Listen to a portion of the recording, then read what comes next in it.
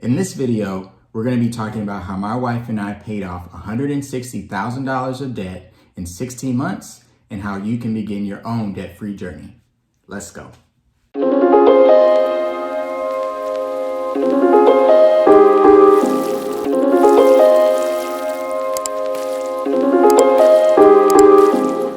What's up, guys? John Quinton here along with my wife, Carolina. Hi. So we're so excited to share with you all our journey of how we got debt-free and paid off $160,000 of debt in 16 months. And we hope that by hearing our story, you're encouraged to begin this process yourself. And if you've already started this process of getting debt-free, that you're encouraged to stay in it, stay in that race, stay in that process, to keep going and to make it to your finish line. So let's hop right into it. So when we started the process in May of 2021, what did our debt look like? We had over $108,000 of student loans. John had a lot. His was over $73,000. Mine was a little over $35,000, more closer to $36,000. And then we both had cars, which was close to $50,000 together. John's car was a little over $21,000. Mine was over $28,000. And then we had credit card debt. It was closer to $3,000, but honestly, throughout our journey, it increased close to $7,000. So now let's talk a little bit more about how we actually tackled our debt and the game plan that we came up with. So we came up with 3 pretty simple steps.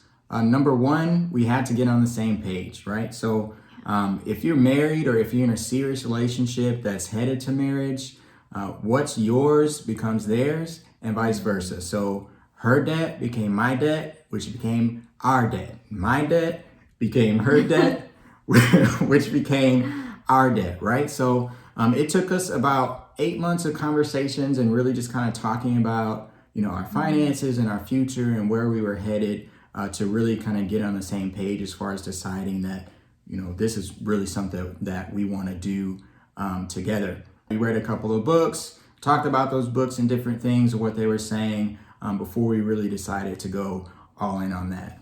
The second step is we wrote everything out. So write it out. So we wrote out all of our debt, and then we decided after looking at it how we were going to pay everything and the order that we were going to pay everything in. And number 3, we stuck to the plan. So we came up with a plan and we stuck to it for the most part, right? We did give ourselves some wiggle room just for life and kind of different things, special occasions, birthdays, stuff like that. So it wasn't super strict, but definitely more strict as far as how we spent compared to how we were spending before. All right. So how did we tackle this debt? That's a good question. So we sort of had 2 phases of paying our debt, a sprint and then a marathon.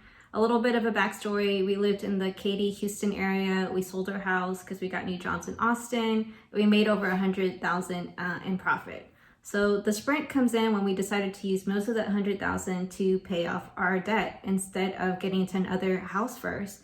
And that was super scary just because when we were telling people, they're like, that's not a good idea. You need to get into a house. That's a lot of money. So we were really scared about it, but we did it and we paid off all of John's student loans and then half of mine. The next thing that we did was we decided to sell one of our cars. Carol's car had the bigger balance. So we decided to say, let's just get rid of it, right? Instead of trying to pay off another car, add another year to this whole process. So we sold the car to Carvana, got rid of that debt completely. So that's $28,000 wiped off of our slate right there. And so we both work from home at this time, so it still really works out. I mean, it really hasn't been too much of a headache since then. We do have to do some coordinating, but I mean, that's well worth getting rid of $28,000 worth of debt just right off the bat. So that was the easy, the fun part, the little bit scary part, getting rid of all that debt so quickly, bringing our balance from a little over 160 to about 30K within 1 month. And so the next 15 months is where we really have to start grinding and actually putting in some real work. And so this is where the marathon comes in. The first part was the sprint, and this part is the marathon. And so we had 3 different things that we did during this marathon phase. Number 1, we evaluated our monthly spending and we made a loose budget. I say loose because like I said, we did give ourselves some wiggle room here and there. So this doesn't have to be hard. I literally printed off our bank statement from the month before we started this. And I went line by line through every line item. And I really just wrote literally everything down. This is the actual sheet of paper that I used, right? It's really simple. I wrote everything down on the sheet of paper of how we were spending everything. Nothing fancy or anything like that. Basically, just remove the barriers. Whatever it is, make this the easiest thing possible on yourself so that you actually do it. So removing the barriers so you don't have any excuses. So I categorized everything of our spending. We talked about where we could cut back on some things, some places where we could decrease gradually, right? It's all just about making adjustments as you go, because you're not really going to know everything that you're spending in every place just looking at 1 month. So it's just adjusting. Give yourself some grace and adjust as you go.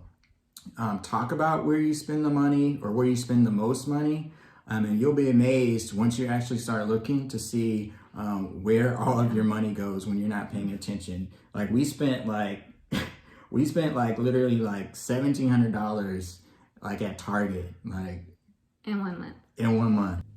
So our second step to the marathon, we basically increased our income, and all that extra income, it went towards debt, not like extra spending. So the first thing, John got a new job that paid more than the previously, so that helped. He also started doing favor on the side, 8 to 12 hours a week, which equals to $500 to $700 a month. And then I work full time. I got a PRN job doing lactation at a hospital. And then I also started a business of teaching online nursing. And both of those together is probably about $800 a month. So the last thing that we did during this whole marathon phase was we made ourselves pretty uncomfortable. And it's funny because you don't really realize a lot of the social pressure that we put on ourselves and that other people put on you to spend money until you're really trying not to spend it. So we budgeted and limited ourselves as far as how many times we eat out a week. We tried to set that to 1 time a week, 2 times max, and we pretty much stuck to that for the most part. We cut out Starbucks 95% of the time. We really stopped going to Starbucks a lot unless we had a gift card or if we just, wanted to go maybe once. I feel like that was maybe once in less than a month, really. We set a budget for birthdays. We set a budget for Christmas, and we did not go over those budgets. And as far as buying gifts for anyone outside of this household, we did not do that. We were cheap. Yeah, we were pretty cheap. The next thing is we limited the activities that we did to really things that were mostly free. And that's a lot easier to do here in Austin just because there's a ton of things to do outside as far as hiking and going to the lake and outdoor activities.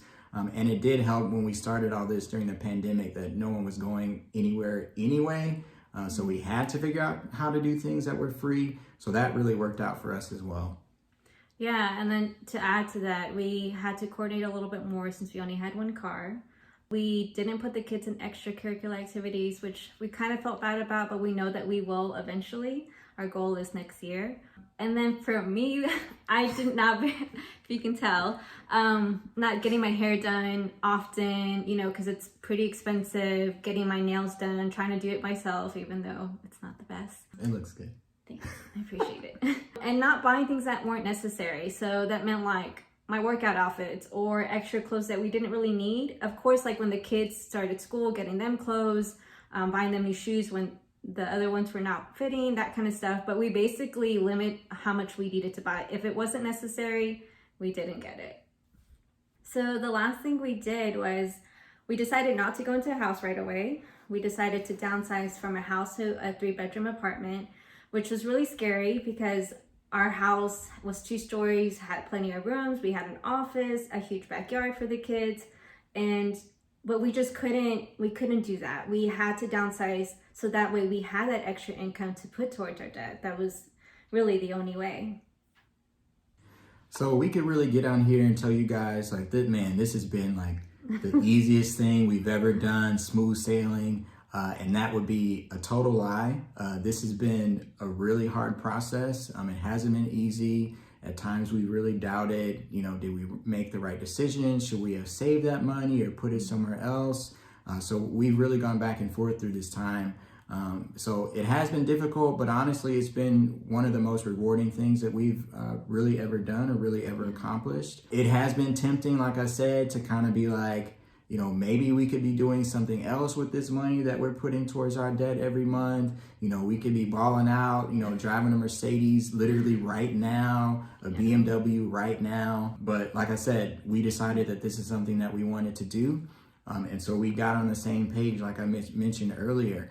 So if you're married, like I said before, get on the same page with your spouse. If you want to go through this process, establish a shared vision as a family, establish a vision for your family. Talk about where you want to be financially, what your goals are, what your plans are. If you have kids who are old enough to be involved in that conversation, we have a 10-year-old and an 8-year-old, and we got them involved in the conversation just to let them know what we're doing. So get them involved and get them participating in what you're doing.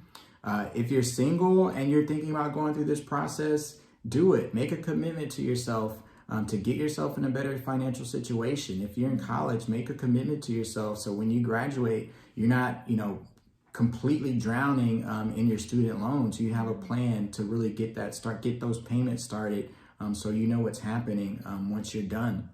Because now that you're single, now's the time to get all that stuff in order, and don't wait till you're married and have kids, because it's harder. It's still worth it, but it's harder. And then set goals along the way. So we set goals. We have a big goal of, once we finished, there's this really cool steakhouse close to where we live. We're gonna go and we're gonna spend a lot of money on a steak dinner, because we actually have the funds now to do it without having to worry about, are we gonna overdraft and do all that stuff. We'll get back into, spending right, but not that day. We're going all out on that steak dinner. Also, keep track of your balances. It's really motivating to see that number of your debt come down each month. So get track of your balances and keep track that way. And then lastly, find a support system. This isn't easy to do, and it's a lot harder to do when you're doing it by yourself. So find a support system, whether that is your spouse, it's a friend, it's a family member, whether it's someone online. You can watch, the Dave Ramsey show, you can watch Anthony O'Neill, you can watch a lot of different things to kind of help you stay motivated during that process. We actually have a friend of ours who was on the Dave Ramsey show and did the whole debt scream and all of that. He actually became our financial advisor, and he's been really encouraging to us during this whole journey. He's always had an encouraging word for us when we felt like we were, doing the wrong thing, or we felt discouraged. So he really came in and helped us out during those times. So find that support system that you need as well. So like we said, it hasn't been easy, but it's been totally worth it. Hard work, commitment, prayer, support system. And we're excited about the future. So our next goal is to increase our emergency fund. We have a little bit, but we want to, definitely increase that. And then buy a house again. Like, that's going to be an awesome next step. And we really look forward to it. Thank you guys so much for watching. Leave a comment below and tell us where you are in your own debt-free journey. And if you like this video, please hit that like and subscribe button for more content. We'll see you guys on the next video. Peace.